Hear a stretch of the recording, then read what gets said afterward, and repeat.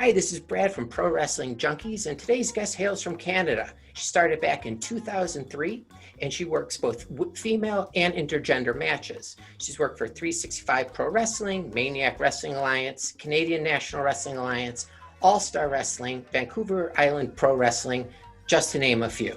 She's a two-time PWA Internet Champion. She's held the PWA Pure Violence Championship, the ASW Women's Championship, the MWA Women's Championship, and the CNWA Women's Championship. Part of the tag team, the Von Slashers, with Cretor Von Sasher, and has shared the ring with Bambi Hall, Jordy Taylor, Nicole Matthews, Izzy McQueen, Chelsea Green, again, to name a few. So with that, I'd like to present my guest, someone who my 6-year-old asked me if I was scared of, Riea Von Sasher.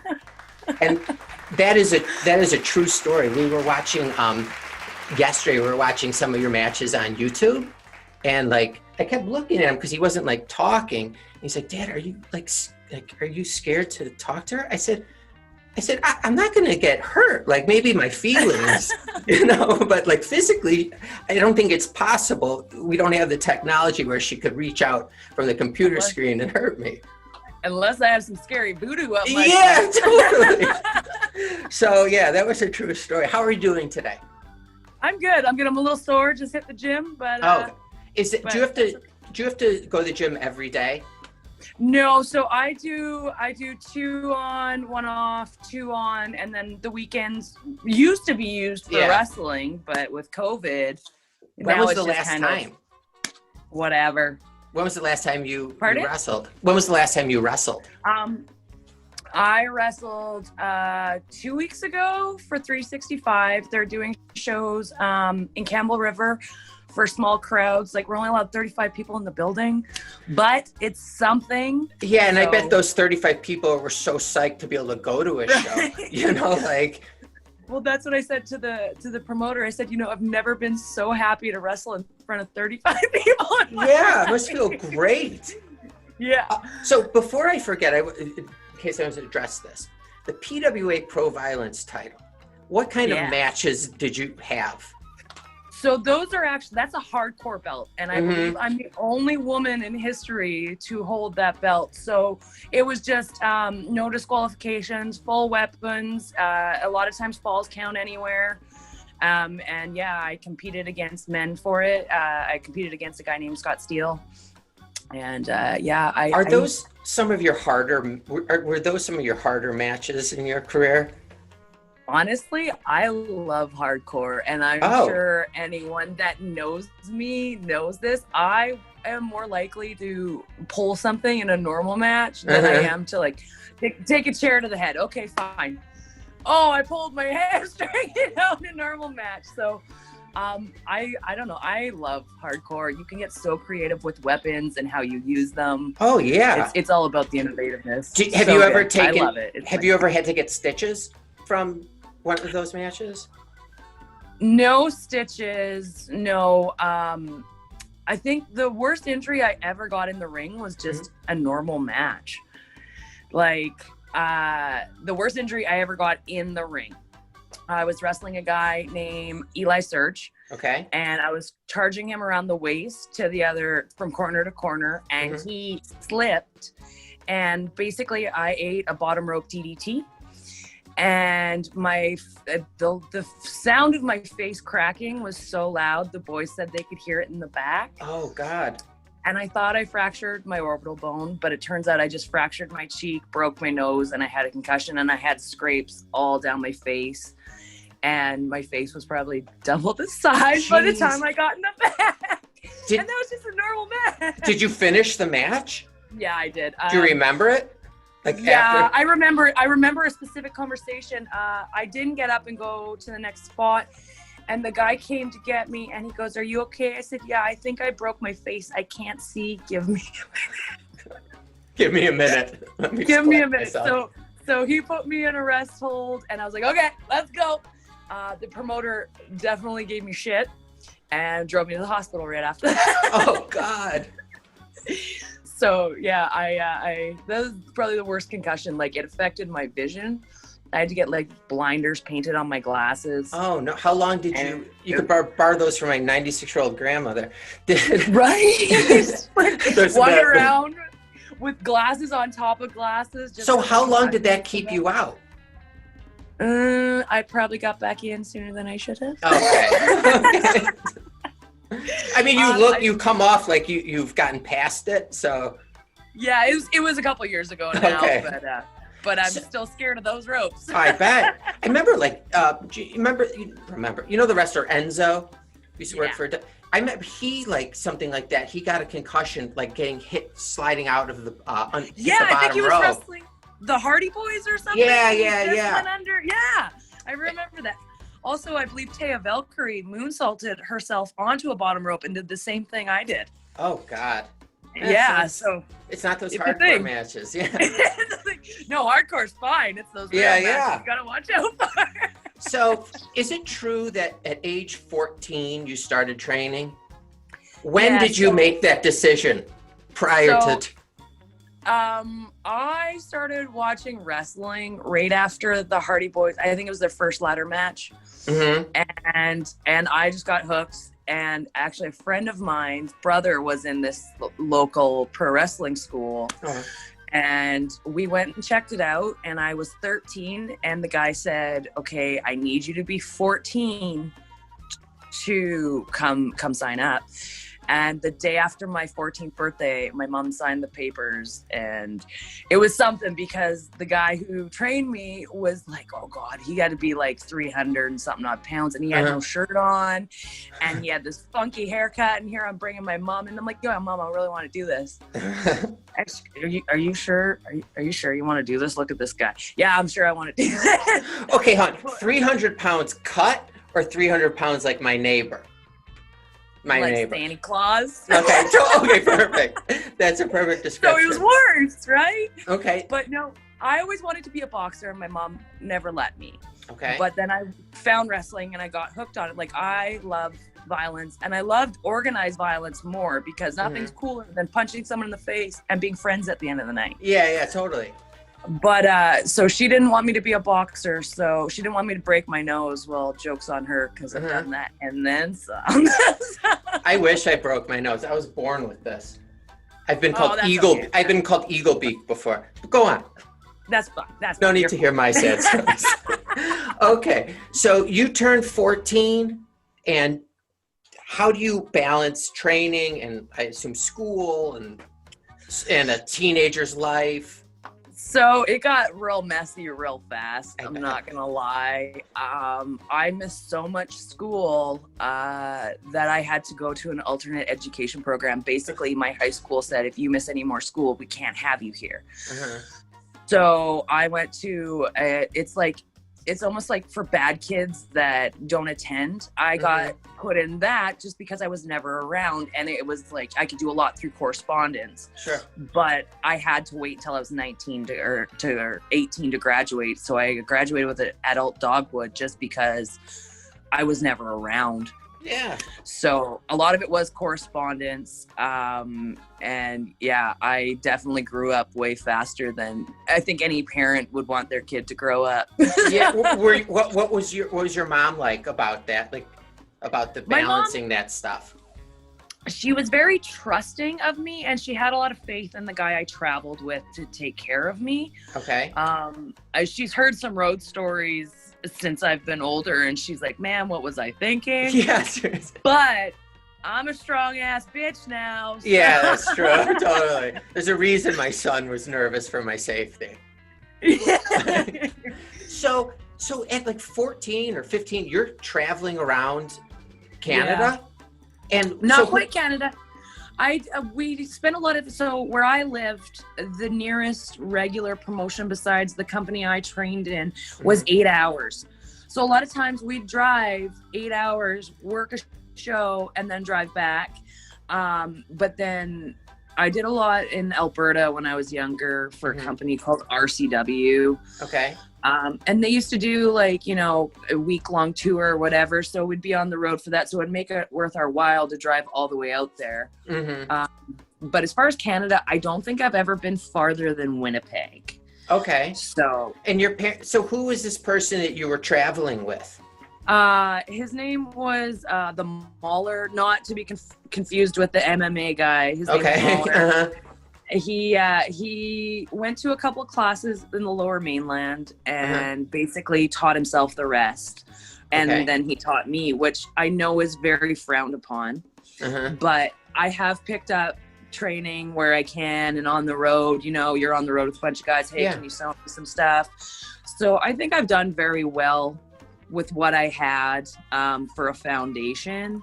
I don't think you could really get away with that by today's standards. Trainings, and there's so many more training schools now. Like, you gotta remember, we're talking like 2003. There wasn't many girls in Canada wrestling. Exactly. Never mind, you know, most of my early career was against men. So were they very, like, especially since you were like a teenager, were they protective of you, you know? Not as much in the ring, or no? Okay, like, so in the ring, they didn't want to hit me. And my trainer said to me, you know, they don't want to hit you and it looks like shit. Hit them a few times and they'll change their mind.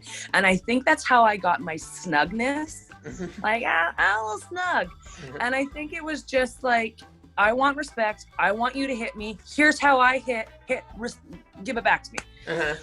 So it was a little bit for them at first to want to hit me back, but also I'm not a small girl. I'm probably smaller now than I was in my early career. Like, I know I was. I was a very fat kid when I broke. At 13, I was 220 pounds, you know, so I was solid. So were you like athletic though? Like when you were younger? Yeah, I always played sports and stuff. My mom could never figure out why I was so chunky. And it's funny because I work with a personal trainer now, and it's just like, oh, because you fed me crap. Totally. But I started lifting, like my real dad. I don't have any, like, he's not in the picture or anything, but my real dad was a bodybuilder. Oh, wow. So he showed me when I was younger how to lift weights. So I've probably weight trained since I was about 14 years old. Okay, so you were solid. Yeah, there was some fat in there, but whatever. Bleedingly strong. Enough to intimidate other men at least. Right. So how long between when you started at 14 before you got sent down to the ring for your first match? I think it was like 6 months. My debut match, I believe, was March 2003. Okay. So, and it was, I remember my first match was planned out for me by my trainer. He typed it out on a typewriter. Right? I worked the same guy for like, I want to say a 10-day tour, and we did the same match in different town over and over again. Like the same moves, the same sequence of everything. Same everything. Yeah. So I mean, by the end of the tour, I knew the match. But my first match, I think we were in a town called Smithers, BC, just like a little pissant town. And I think there was maybe 10 people in the crowd. And there was a part where I was supposed to vault him out, and he was supposed to pull my hair, and I was supposed to bump. And he missed my hair, and I looked around, and I bumped anyway. Have you been? Did anyone capture that on video? Like, were you able to see it? I don't think I have that, but I definitely have younger, like 2004 pyro matches on VHS. Oh, really? Horrified to watch. Oh my God. So I got another question. So when did you meet Cretor? Am I pronouncing that right? Yeah. Like a cremate. So I met Cretor, and oh God, he's going to kill me because he's so much better with dates than I am. I want to say 2005, 2006. Okay. And I was like 15, 16. And it's funny because I was just a ref on the tour. My trainer wanted me to get more training before I worked the girls that were on the tour, which was ridiculous because I was better than one of them. Anyways, not important. Oh, I'm going to get to that later, actually. I have a question just about that. Go on. This fan kept harassing me, and this big, tall, 7-foot guy came over and stood by me and creeped the guy out so much he left. And I was like, oh, I like this guy. So, I mean, I've known Cretor more than half of my life at this point. Now we're married, so I mean. Oh, so you do know him. You guys have developed like a kind of close relationship, you could say. Yeah, it was off and on for a very long time, but so we got married 2 years ago. So I guess you have fought, maybe not in the ring, but we have. So how was that? We had an unsanctioned match, which basically means it was hardcore. Mm-hmm. That was my first thumbtacks, and the finish was him choke slamming me off the ring apron through a table. Were you guys involved yet at this point with each other? We've lived together since 2010. So you were a couple at that point? Yeah. We've been a couple since 2008. Okay. Before that, it was kind of off and on. Yeah. But yeah, no, we were living together, common law, and he slammed me through a table. Oh my! Did you do anything to him? Oh yeah, he doesn't like working me because I'm super snug. Okay. I remember at one point he ripped off the referee's belt, and I'm like, what weapon is whipping me right now? And I look up, and this motherfucker has a belt, and I'm like, so I'm taking these lashings, and I get up, and I go to fire up, and he's making the referee put the belt back on. Put the belt back on so she doesn't get it. Put the belt. Now that was completely improvised, like taking the belt. Jeez. We did not discuss that. Yeah, I was gonna say, how was the drive home, and then once you got home, like, did you guys talk about it? I did think you it's a critique funny each other? Story. Pardon? Do you critique each other? Yeah, we try not to. Like, Mm-hmm. I love him to bits, but I try not to watch his matches, and he tries to not watch mine just because of how we are as people. Like, a lot of times I know what I did wrong. I'll watch it back and I'm like, I should have, I could have, I would have. A lot of times I don't need him to tell me that. Yeah. It'll just be like, I know. Totally. I know. I watched it. Yeah. So is it fun to tag with him? It is. Like, do you get excited for those matches? It's fun to tag with him just because, you get to have those little inside jokes in your real life. Yeah. But if I'm being honest, I hate doing tag matches. Oh, in general? I hate them. I'm a very selfish worker. Oh, that's so funny. I always say I'm so selfish, and I know it. Because, like, in wrestling psychology, one gets beat up the whole match, and one's the big hero. And who do you think I am? Totally. But it's funny that you bring that up, because do you find like do you have the feeling that you're competing against other wrestlers, not like to win or lose a match, but like seeing there's someone that, like, I've been in the business way longer than this person, I can go a lot harder than this person, yet they're like higher on the card. Like, is there competition like that? So there's an old saying in the business, I want you to do well, but not better than me. Oh, that's it. So I think whether a wrestler admits it or not, we all have that mentality. Mm-hmm. Yes, I want you to do well. I want you to do well, but I want to steal the show. Yeah. So, I mean, we're in it to perform. Of course, we want to captivate people over top of, like, don't get me wrong. I love my wrestling family and I want them to do well. Sure. But I want to do well too. Yeah, totally. You want to be at like the top of the picture with your arms around like the children, like underneath you. So you got to win, but they were chanting my name. Yeah, exactly. You were the last one to leave the ring. Yeah. So. Okay. So one last question about. So do you help like newcomers, like that are first training? Do you like pass on like stuff that you were told? So yes, especially being a woman in the business. Yeah. Like, it's gotten better now, but when I broke in, it wasn't a friendly place. Like, my first day of training, I was 14 years old, as we know. Mm-hmm. I was told, you will never be anything more than a woman.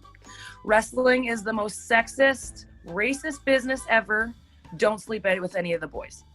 That was my talk the first day. So absolutely, for a long time. Hold on. I hate to interrupt. They said don't sleep with any of the boys? Yeah. They said this to a 14-year-old? Yeah. Hey, Matt, real talk. Yeah, seriously. Oh my God. And it was a good piece of advice, but no one at that age is going to listen anyway. So let's be real. Seriously. But because of all this, a lot of girls come around and they don't stick around. So a lot of times if I'm doing women matches, it's usually against rookies. So for a long time, I was the hand you put in there to help the green girls through the matches, which I don't mind. I want there to be more girls. Yes, I want you to do well. So there's more of us. So there's more. Sure. But at the same time, you get pigeonholed. At what point do I get to go up and shine if I'm always holding someone's hand? Yeah.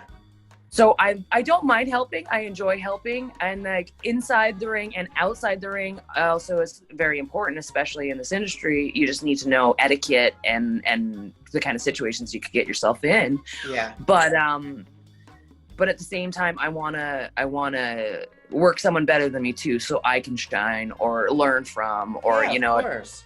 So it's kind of a 50-50. I don't mind helping, but I want my time too. Yeah, exactly. Especially when you're still young, use this time to I don't feel very young, but well, you are. Trust me.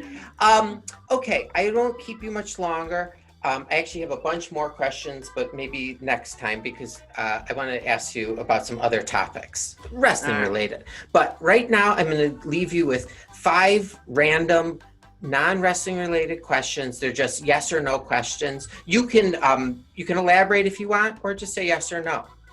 All right, you ready? Yeah. So I used to binge drink in college. Do you binge drink any television shows? Binge watch any television shows? Right now we're doing Cobra Kai, so yeah. Oh, I want to see that too. Okay. Do it. Have you bought a newspaper in the past 5 years? No, the news is awful. Have you seen a payphone anywhere in the last week? Oh, hell no. Okay. If I paid you $9,200 per year, would you change your in-ring name to Brad Marcus? Hell yeah. Okay. And have you ever taken in a stray animal? No. Oh wait, my husband has. Does that count? Were you guys together at the time? No, but it ended up my cat too. Oh, okay. So you had a stepcat. Yeah, of course. That works out perfectly.